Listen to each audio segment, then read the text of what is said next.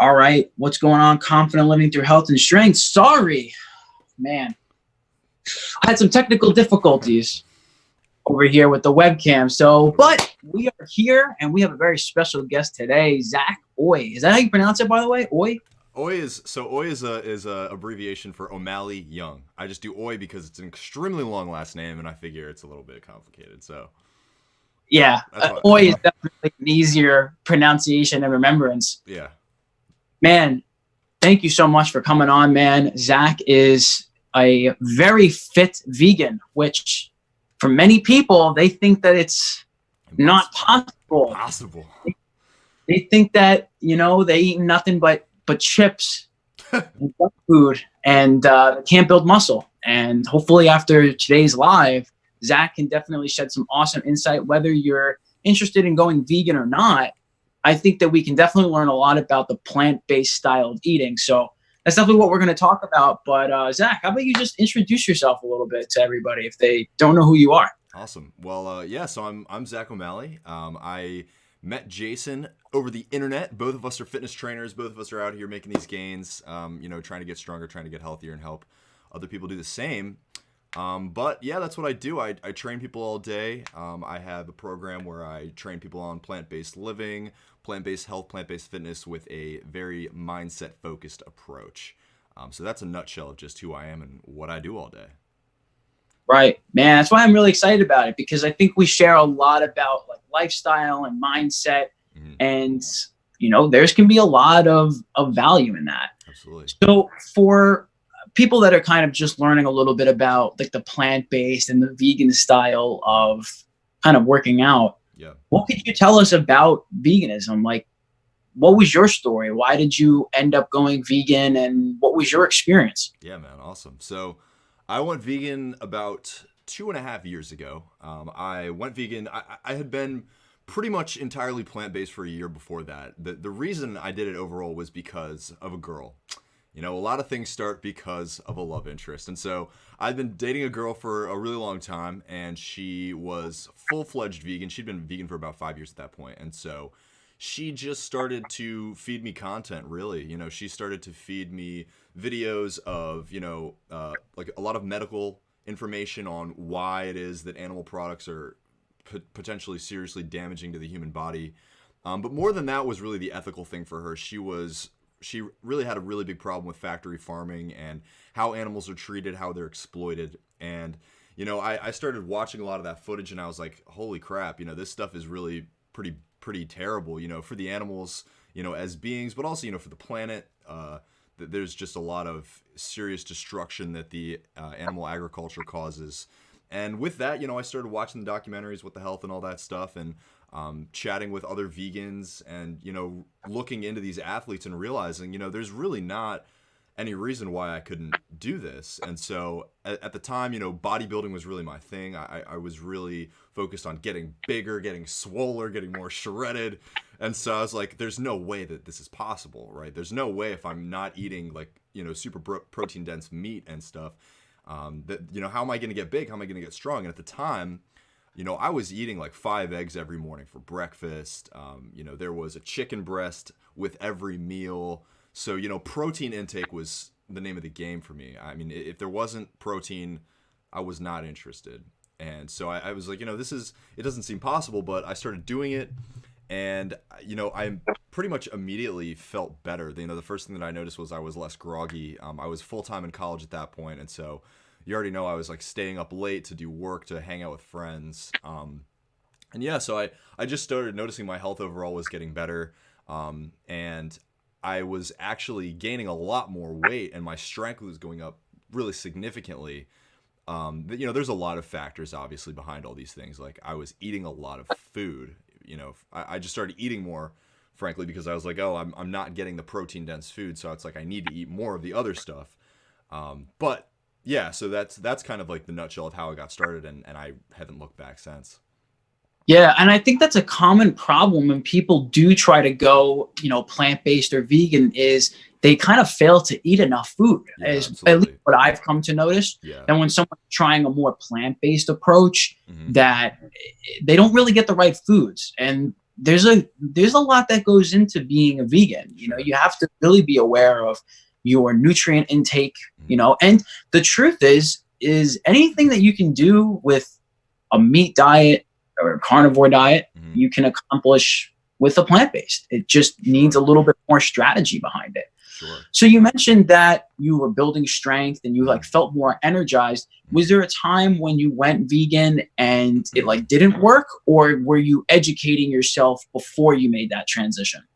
Yeah, so I think before I made the full transition, it was just that fear that was holding me back. You know, I was like, oh, like I said, I'm not going to be able to get the protein I need. And so while I was eating mostly plant-based, I was still eating a lot of eggs and a lot of meat. And the focus, like I said, it was really just because of that protein intake. My girlfriend was making a lot of food, and so it was easy for me to eat that plant-based food and get those new kind of that new variety into my life. But yeah, it was really just the fear that was holding me back. But I think what I ended up deciding really was that for me, like the ethical thing was like, you know what, I'm willing to try this just because I know that something really needs to happen. And, I'm the kind of guy that it's like, I see a problem, I fix the problem. And so I was like, I need to take action on this. And, I was really blown away by the results. So, yeah. So you switched, you were pretty much educating yourself on like what has to come into play when you switch from meat to veganism, right? In a way, yeah. Or was it trial and error? It ended up being more trial and error. I think, one of the things that you hit the nail on the head with earlier was, you say like people go vegan and they think they can just like eat chips and like eat, just like junk food. And the reality is most junk food is vegan. Pop-Tarts are vegan, Oreos are vegan, most chip varieties are vegan. And so vegan does not equate health, by any means. But you do like what I do think. I think people overanalyze it a lot. I think that people are often like I need to get these specific nutrients and I need to like supplement for these things. And I'll tell you firsthand, I personally don't do very much to make sure that I'm getting the right things. The one thing that is across the board pretty widely recognized is that B12 is not really available in foods that are not from animals. The reason that B12 is actually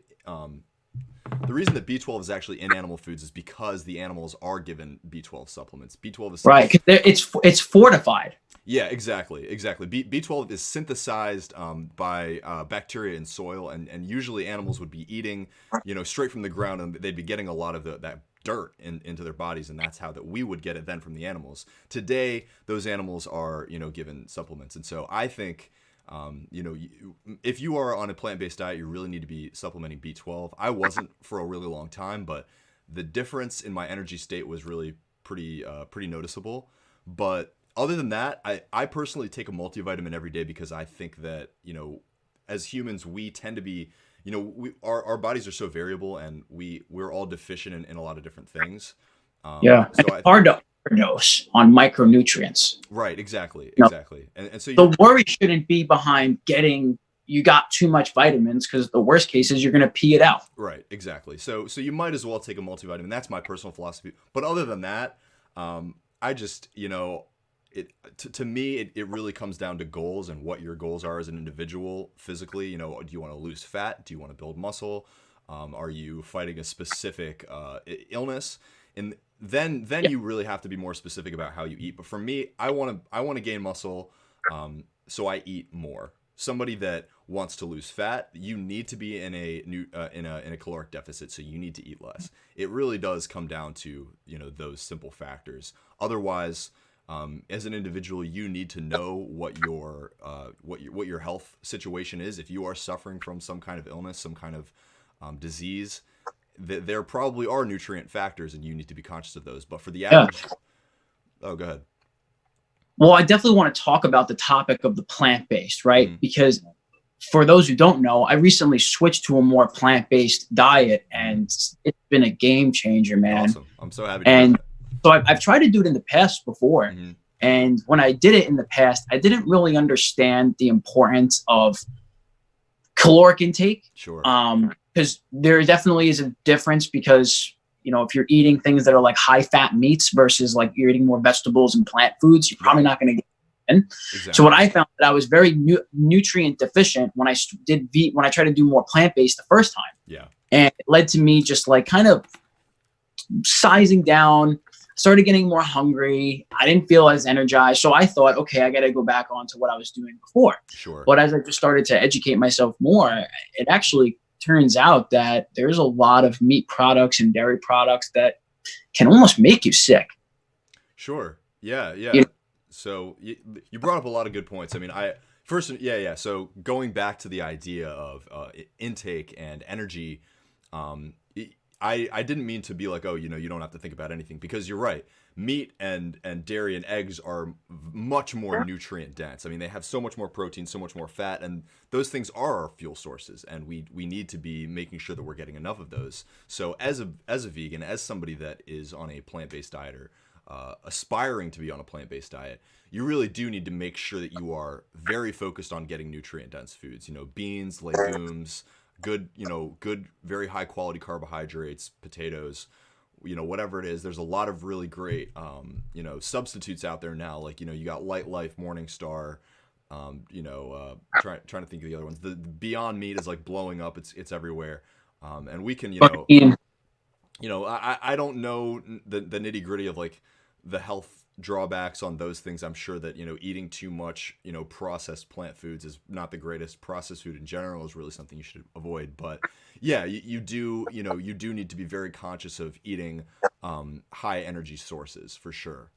Right. So I want to talk a little bit about the specifics of like your diet. And I also quickly want to go over my switching from plant-based to plant-based, sure, because I think it can provide some insight for a lot of people. Okay. So what I've come to find is you can get a lot of nutrients from plant-based food, and having a more focus around, eating things like you said, beans, fruits, vegetables.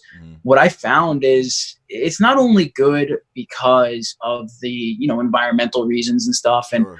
I get very kind of weirded out by the fact that the regular like animal, what would you call it? The factory farming type of situation, and how they not only treat the animals, but how they just pump those animals up with just these weird hormones. Yeah, man. So they can produce more like just garbage. And it's like, it's really kind of disgusting if you look into the detail of it. Sure. And I was going to say, I was actually a dairy farmer for a good amount of time. Between high school and college, I was a dairy farmer for about 4 months. And yeah, I will tell you firsthand, it is a incredibly disgusting process. There's a lot of the USDA has a mandate of how many somatic cells can actually be in milk. And somatic cells, for anybody that's, hip to medical anything, are just pus cells basically. So there's a threshold of how much pus is allowed to be in dairy. And so dairy alone is, pretty nasty. But just like Jason said, yeah, these animals are pumped with tons of antibiotics, tons of hormones to get them bigger and stronger and able to, acquiesce more nutrients. And so it is very difficult to know. It's difficult to know what's in your food in general. But when it comes to animal foods, there's just so much that can really, alter your body in ways that we just don't even understand yet as humans. And the biggest difference that I found from cutting back on the animal products and going more for the plant-based is gut inflammation. Yeah, man. Wow. Yeah. What a game changer. What would you say? Because I know that you're a smart guy. What would you say about gut? Thank you. Tell us about it.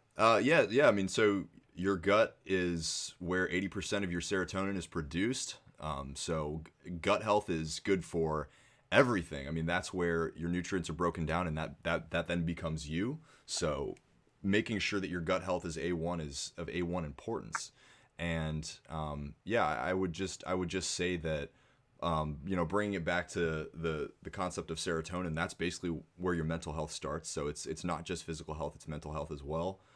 I mean, gut health is of absolute vital importance. And so most Americans in general are putting some really nasty stuff down there. And so we do have to be more conscientious of it. And I think that cutting animal products is one of the best places to start.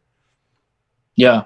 Of course, here, the goal of this live video is to not say to the people watching, go vegan, you have to go vegan. Sure. I think that as it can be a goal, Mm-hmm. And if you're interested in going vegan, why not give it a try? Yeah.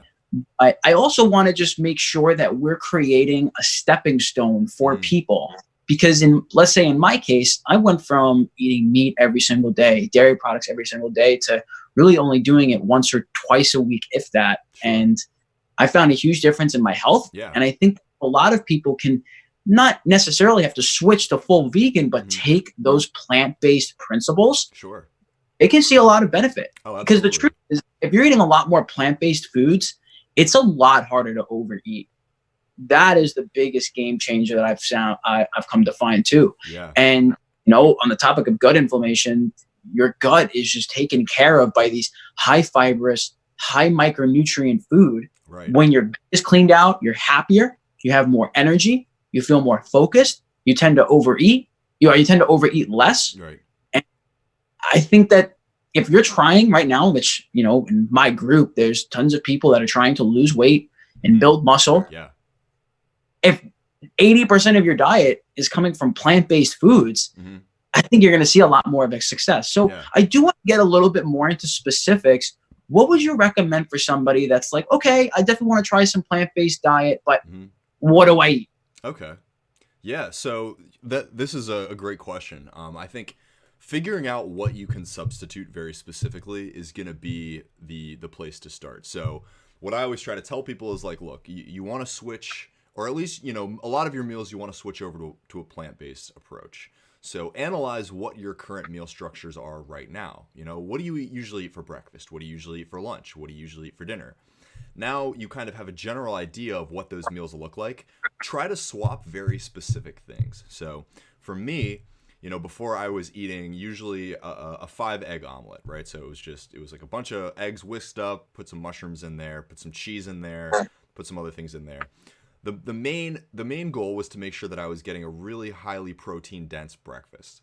So now what I have to do is just simply try to swap out that main protein source. So I'll go ahead and keep the tomatoes and keep the mushrooms. I would swap out the cheese and I would swap out the eggs, and I would instead take a brick of tofu, mix it all up, throw some turmeric in there, throw some other spices in there, throw some nutritional yeast in there, mix it all up, and bam, I basically have my omelet again. Probably more protein, a little bit less fat, and that's the swap out. Move on to lunch. Can we talk tofu for a second? Sure. Because I've actually come to like tofu a lot. Good. Like it actually, if you know how to cook it and season it, it tastes really good. It absorbs flavor very well. So for anyone that might be thinking like tofu's disgusting, really think about a raw chicken breast. Right? I was just gonna say the exact same thing. Yeah. If you have this raw block of tofu, like I've seen people that I'm gonna try tofu and they take a piece of the raw block and put it in their mouth and they're like, oh, this is disgusting. You gotta dry it out. You gotta season it. You gotta find a way to cook it, just like how you would with anything. Sure. And tofu is a very viable protein source. It's very high in protein. It has tons of fiber and nutrients. So how do you like to make tofu? If we can give the people like maybe a meal or two example of like, okay, I could try out something like that. Yeah, sure. So like I said, the best way to go to start out with, I think, is tofu scramble, because it's just easy. And so like Jason said, you're gonna what I would do is just cut the brick in half, try to dry it out a little bit, get some of that water out, throw it in the pan. You dry it. That's important. How do you dry it? So what I would do is I would take the whole brick out, I would cut it in half, so now you basically have a hamburger, like, you'd have 2 hamburger buns of tofu. Put each one on like a paper towel, and then put another paper towel on top and just kind of like squeeze it out a little bit. And then that's how you would get the water out. That said, like if you want some extra water to add some extra steam to your meal, totally cool to just throw it in the pan. A lot of the time that's what I do.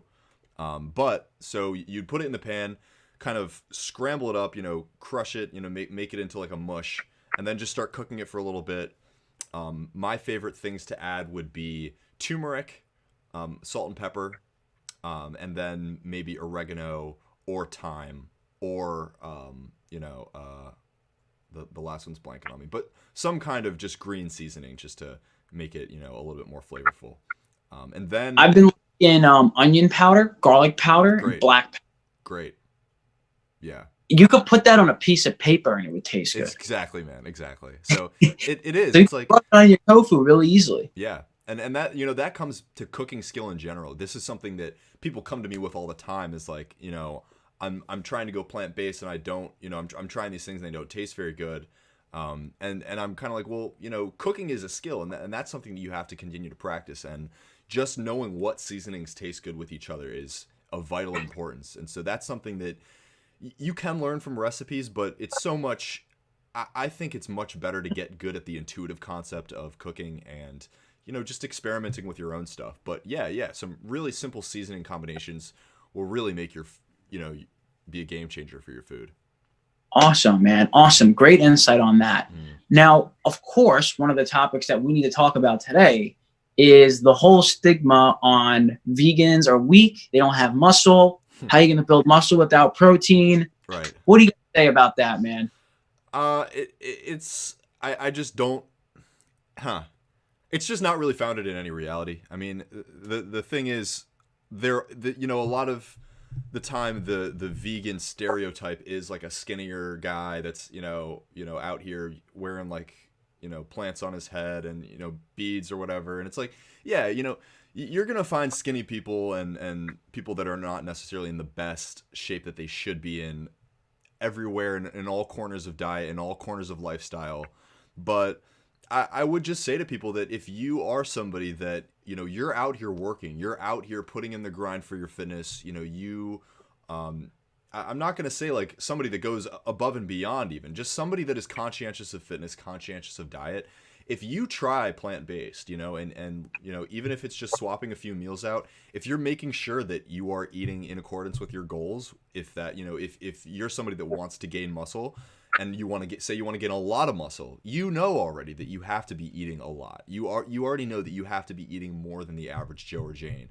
And so if you are to try that, oh, my headphone just came out. But if you are to try that in a plant-based style, you're going to find results. You know, you're going to see results. So that's what I would say. It is really as simple as that. Yeah, absolutely, man. Because it's totally possible to build muscle on plant-based. It's really about figuring out what nutrition strategy works for you. Exactly. Of course, you got to get enough protein in, you know, Yep. And you can do that. You know, if we're thinking about plant-based foods that come to mind, tofu, black beans, even if you need to, something like a brown rice or a pea protein can be a huge benefit, you know? And if you're able to make that switch, you have more energy, you feel less lethargic. That's going to make, I think, your progress in the gym a lot better too. Yeah, for sure. For sure. And, you know, a lot of the time what we don't realize is if we look at the data, there are sources like beans and, you know, spirulina and stuff like that are actually more protein dense than most meat. And so it totally is just about making sure that you are eating high protein dense foods, eating nutrient rich foods in general, and yeah, eating in accordance with your goals, whether that be eating in a caloric deficit to lose fat or eating more protein and more food to gain muscle. Absolutely. So that's kind of like the nutrition side, but can you give us your thoughts on the strength training for muscle growth? Yeah, sure. So, I would say that it's pretty much the same. So are you asking in like a context of plant-based eating or just like my experience as a fitness, you know? Well, I kind of wanted you to say what you just said, which is it's the same. It doesn't really change. You just need more protein. Yeah. The most important thing for muscle growth is like, what are you doing in the gym? Sure. Right? Sure. Yeah. And so, yeah, my workouts haven't really changed based on my veganism at all. Like my workouts, you know, in the last 2.5 years, my workouts have just gotten more efficient. They've gotten more efficient in general, but that's only because of my learning and just learning more about fitness training and strength training. I wouldn't say that it really has anything to do with veganism. It's just, you know, I've been surrounded with more pros. I've, you know, learned from other people and, you know, it's just gotten a lot better. So yeah. I think we can all agree that at the end of the day, if you want to build muscle, you got to build strength. That's it. And you got to be doing the right thing in the gym. Yep, that's it. And your nutrition is going to help supplement that. Right. Yeah. Just to remind people that you are what you eat, and the goal of to build muscle, you have to go in the gym and you have to break those muscles down, and you have to make sure your recovery and your nutrition strategy is going to meet you halfway. And so, you have to be sleeping enough, you have to be eating enough to, put that muscle back on. But that's across the board, no matter what diet you're on. We're all human, and we all function essentially the same way. And so that's just how it works. Awesome, man. So how do you normally go about your programming? Just how I train is what you're asking? Yeah. Like, what do you do in the gym? Like, you don't have to go like specific, like exercise, but like, what's like the structure kind of look like? Yeah. So, recently I have kind of shifted, probably in the last 3 months, I've shifted a little bit more away from very bodybuilding focus to much more strength building focus and flexibility. And just like state of being performance in general, if that makes sense. So just to give you an example, like, usually before the last 3 to 4 months, I would go in the gym, have a very specific muscle focused day. So I would, start with a warm up, start with a little bit of cardio, just stretch it out, make sure I'm going to avoid injury. Super important. Everybody should be stretching and warming up to avoid injury. But yeah, then, I would either really specifically hit like shoulders, or really specifically hit chest, tricep, whatever it was. Obviously we would have some days that go together. Sometimes you just have a chest and tricep day, or a shoulder and but very specific like that. Now I'm kind of a little bit more towards, my goal is to increase my overall strength. I don't necessarily care about accentuating specific muscles right now. So I'm going in, same thing, I'm warming up, I'm stretching it out, making sure I'm really, conscious of doing that. And then I'm training the big lifts, and I'm training them in a way that is very much power focused. So rather than doing, 8 to 10 reps, or even like 6 to 8 reps, I'm basically doing 1 to 3 reps, but just doing a lot more set counts. I learned this from a guy named Dr. Andy Galfin, and the point is quite simply that you have a very small window of your max explosive power, and that's within the first to third rep. So why if you're trying to increase your explosive power, increase the amount of weight that you can push, why would you try to do 10 reps or even like 6 to 8 reps? It doesn't really make sense. So that's kind of what my focus has been. I'll do the bench press, the squat, the deadlift, maybe 6 to 7 sets of 1 to 3 reps.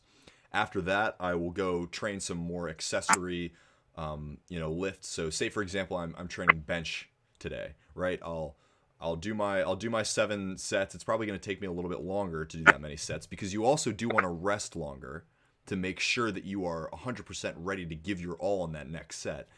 But then after that, I'll just go do some like cable crosses, or some kind of like 3 exercises just to add some accessory, just to make sure I'm rounding out that muscle group.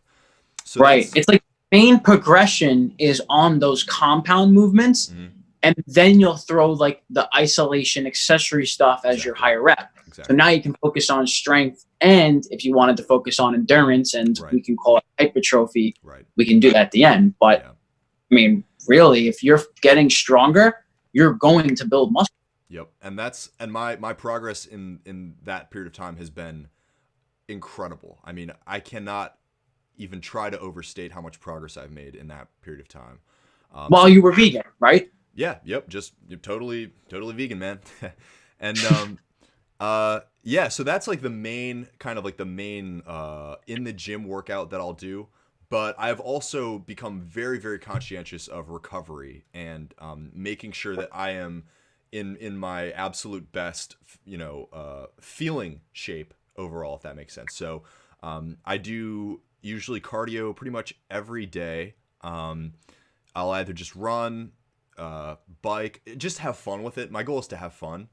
Fun cardio is the best cardio. For sure. You don't have to sit on a treadmill. Nah, I can't. Or walk on a treadmill or run on a treadmill, but stuff. Right. So just to have fun. And so the structure really is one day in the gym focusing on the lifting, and then one day of kind of some kind of recovery. So for me, that usually is yoga. Maybe it's just like really deep stretching, foam rolling, something where I'm really feeling into my soreness, really feeling into my body, consciously breathing that tension out. Um, and yeah, just making a lot of mind muscle connection, and making sure I'm really focused on recovery. So it's usually one day in the gym, one day that's like that kind of recovery movement. One day in the gym, one day just kind of like that. One day on, one day off. But I am doing something physical every single day. Good. Very good. You should always find something to do every single day. Yeah. And especially on the topic right now, since we're talking about like recovery, I think is a good time to also bring up mindfulness, Yeah, sure. because that correlates a lot to fitness, Absolutely. health, I think more than people think. Yeah, man. Every aspect of our lives kind of intertwines. So, I have always, like, not always, but in the last kind of 2.5 years, I have been very much a proponent of meditation. So I try to meditate in the morning and in the evening. I don't have like a time specific. I had a mentor once, and this guy would meditate for 2 hours every day without fail. Wow. And it's awesome, but I don't know if it's necessarily for me. That's a lot of time. It is, yeah, and it's powerful, right? Because the longer that you can sit in that space of just silence, the more that you're going to be more focused and more ingrained in whatever it is that you're studying or focusing on. So if you are a student and you're learning something, if you are a data analyst and you sit at the computer, and analyze data all day, the longer that you're able to focus, the more that you're able to increase your focus and not pick up your phone and not like check Facebook on your computer, or have to get up and walk around. Meditation is a great way to make that happen. Cutting out the distractions. Exactly. And also, just to comment too, it sounds like that guy was definitely a more advanced practitioner of meditation. Yeah. So if you've been meditating for, regularly for years, you can push that to 2 hours. Right. But, let's say somebody is like, hey, I've heard a lot about meditation, but what does it exactly do for me? And where do I start? Yeah. What would be some helpful information for them? Yeah. So I had another great teacher once that told me that everybody has their different theories on what meditation is. Some people, probably like that guy that I was telling you about, would say that meditation is nothingness. Meditation is where you sit down and there are no thoughts, right? You are in a complete a state of complete detachment. Yeah, that's powerful. That's a way to do it. But there's another guy that told me that meditation is quite simply the concept of state changing. So consciously trying to shift your state. And so let's say your state is a little bit anxious, your day has been a little bit tense, running from one thing to the next, getting home from work, taking the kid to soccer practice, whatever it is, you're always on. You're moving. To you, meditation might simply be stopping, taking a conscious breath and reminding yourself that, all of this is, just a cherry on top, that simply having life itself is a gift, and take a second and appreciate that, and just appreciate the breath, appreciate the air, appreciate life. So when people say, I want to start meditation, I want to get into mindfulness, that's what I would say is just start with the breath. Start with just taking a conscious breath, because you and I right here can like right here, right now, we could just, and that's a nice pause. That's a nice little like, okay, here I am. I'm doing my thing. I'm having a cool conversation with my friend. Everything's good. I'm alive. I might have these other issues going on in my life, but I always will. I'm always gonna have things that are calling for my attention and demanding my attention. And so if people are interested in getting into mindfulness, getting into meditation, first and foremost, super super powerful habit. That's something that will absolutely change your life. But it is quite simply it's as simple as just taking a breath, and then working up from there. I'm writing down here how a big thing that I love about meditation is like, it gives you that second to put things into perspective, right? Sure. So it's so easy to get caught up in like the stresses of life, whether it's with family, a friend, a business, client, coworker, whatever it is. Mm-hmm. And it can get really caught up. Yeah. And it can make you feel like life's a lot harder than it seems. It's kind of like that moment where, let's say, you're stressed out, maybe like you're tired or whatever, and you're maybe doing something that you don't want to do. And then you see somebody who has no legs and they're in a wheelchair. Yeah. Kind of like, Stark well, example. it's like, is my problem even like really a problem? Sure. Because the truth is that, and you see this a lot with like people, you know, a lot of people look at, oh, this person's like rich and they have all these finances. They don't have any problems. But the truth is stress is relative. And your body and your mind, it just like gravitates towards stress. Yeah. And I feel that when I think stress can be a good thing. Of Sure. course, if you're not in control of it, it can almost overtake you and it can make you do things like overeat. Yeah. It can make Great. you not sleep. And of course, those things have a huge carryover to your fat loss, your muscle growth, Sure. and all those things. Yeah. And if you're able to just kind of take that pause and learn how to just be for a moment, then you don't really need to be so attached to all of it. It's just saying, you know what? The reason why I'm doing this is for like fun and improvement. Right. And I'm doing this for a greater cause rather than just like habitually and automatically going through life doing whatever and not having an intention behind it. Meditation gives you like, not about clearing out your thoughts, but it lets you see your thoughts from a third person perspective. Yeah. It lets you look at it and say, okay, well, I'm constantly thinking about this one thing and I'm getting stressed out about it. Well, I have two decisions. I can go and do something about it, or I can let it go and handle it later. Mm-hmm. And that's it. Yeah. Of course, it's a skill. Mm-hmm. It's definitely a skill that you have to improve on. And we recently just did a training over here about meditation. So that's why I'm all like fired up about it. Yeah, sweet. Let's say we got somebody listening in and they're like, all right, Zach, Jason, you guys got me. Mm-hmm. I want to try out this meditation thing. What do I do? Do I go, what's the strategy? Yeah, you start. So that's like the number one thing with anything. It's like, okay, I want this to happen. How do I get onto that journey? Just that intention that you want to and that you're willing to try. Boom, you started. So that's step one, right?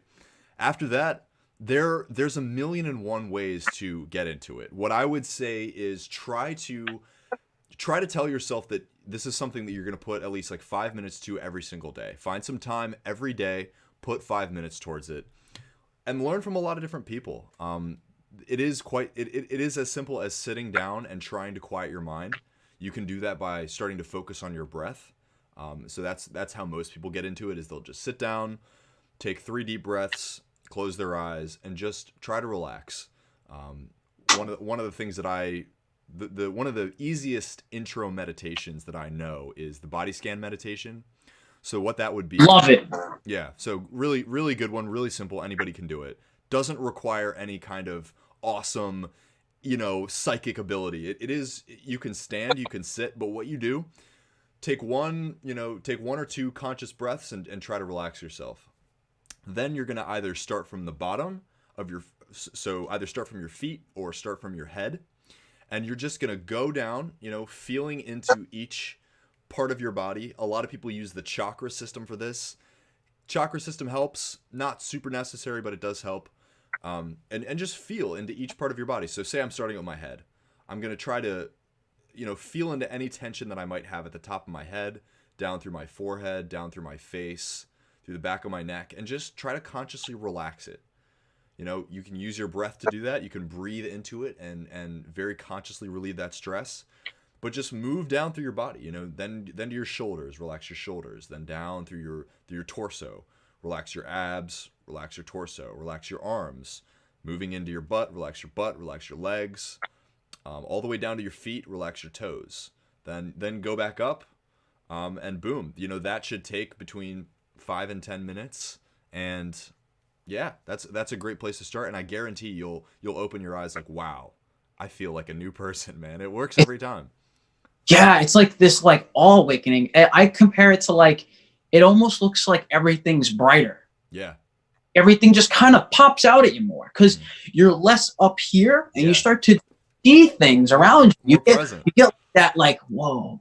Yeah. It's like if you were to compare meditation, Mm. people who haven't, you more than likely have at some point in your life. Think about if you see like a beautiful sunrise and you're just like in this awe Yeah. and just looking at it, you're not thinking about anything, but you're just like, oh, it's this thing. Yeah. Right? It's kind of like giving you that pause. And I think that that's why a lot of people can find things like taking a hot shower or being in a hot tub to be relaxing because you're not really doing anything. You're kind of just like, and feeling it. Yeah. But when you actually put intention and purpose behind it, excuse me, I think, whoa, I think it really allows you to make powerful decisions because, you know, stress comes up in life. You're trying to sell your house. You're trying to make a connection with somebody. You're trying to decide whether you want to buy a thing or whether you want to jump into something or whatever it is. Right. It allows you to say like, all right, this is something that's going to pass, especially if it's something tough. Sure. So like, I like to really meditate before I work out because it lets me just kind of let go of everything. It's like, okay, this workout might be tough. It might be grueling and hard, but I will get past it. And it's like that self-talk kind of compared or combined with that meditation, it can do a lot of awesome things. Yeah, I 100% agree. Yeah, I think, you know, the kind of the overall one of the big overall goals, like I said, there's 1,000,001 goals that you can use meditation to move towards, but presence, you know, presence is really all that we have as humans. Our lives are gonna end at, you know, 120 years max if we're just doing the most, but that in the grand scheme of the sun, that's a short time. And so whatever you can do to bring yourself more into the moment, take yourself out of your headspace, take yourself out of that space of, you know, constantly trying to be ahead of the game, right? Whether that's with family or work or whatever it is, you know, always like thinking about other things and making sure that I'm ready for this or I'm ready for that. Being more present in life is going to increase your quality of life tremendously. And that's what I think, you know, when you talk about just little things like watching a sunrise or, you know, giving somebody a hug, right? These little things that help us to feel like, hey, I'm here right now. I'm a human and I'm just going to appreciate this experience for what it is without the expectations, without all of the angst. That's really going to increase your quality of life by a lot. And it's funny because when you let go of that, it allows your brain, it allows your thought process to open up. You become more open-minded to ideas and thoughts, and it helps you problem solve as well. That's a big fact. I heard somebody say once that our brains are like a computer, and we only have so much storage, and so we do have to do things to release that. And you know, whether that be journaling or exercising is, you know, for you and I'm sure that you can agree that exercising is a great way to help to express yourself and, you know, create more space for the new. And I do think that's really important. Yeah. Absolutely, man. All right. Well, we are wrapping up on the hour here. Cool. So, Zach, I just want to thank you a lot, man. I think you gave a lot of awesome information and insight today. If somebody's watching this and maybe they want to learn a little bit more about the vegan lifestyle, learn a little bit more about plant-based fitness, what would be the best way to connect with you? Sure. So you can find me on pretty much any social media at Zach Oy. So it's ZACH0Y. You can find me on Facebook. You can find me on Instagram. Yeah, I'd be happy to chat with you guys. You send me a DM and I'm happy to answer any questions and help you all out. But awesome. But yeah, thanks, Jason. I really appreciate you having me. This has been a great talk. So no problem, man. This was awesome. So for anybody else, make sure you go and add the guy. And also, we do have a guided meditation on our Six-Pack Confidence site. So if anybody's really trying to get like their first one involved, awesome. I'm going to go ahead and drop a link in the comments. But I only want to, you know what? I'm actually going to make this a little bit more interesting. I'm only going to send you the meditation if you either message me privately or you comment down, meditate. If you comment down, I will send you that full meditation that will help you get your first guided one and also put it into perspective on how to use it for health and fitness as well. Awesome. So, alrighty, guys. I hope everybody has a fantastic Thursday, the rest of their day. And if you're catching this on the replay, let us know too. We definitely still got love for you, even if you weren't with us live. Sweet. Alrighty. Take care, man. And Zach, we can chat a little bit too. All right, bro. All right. Bye, guys.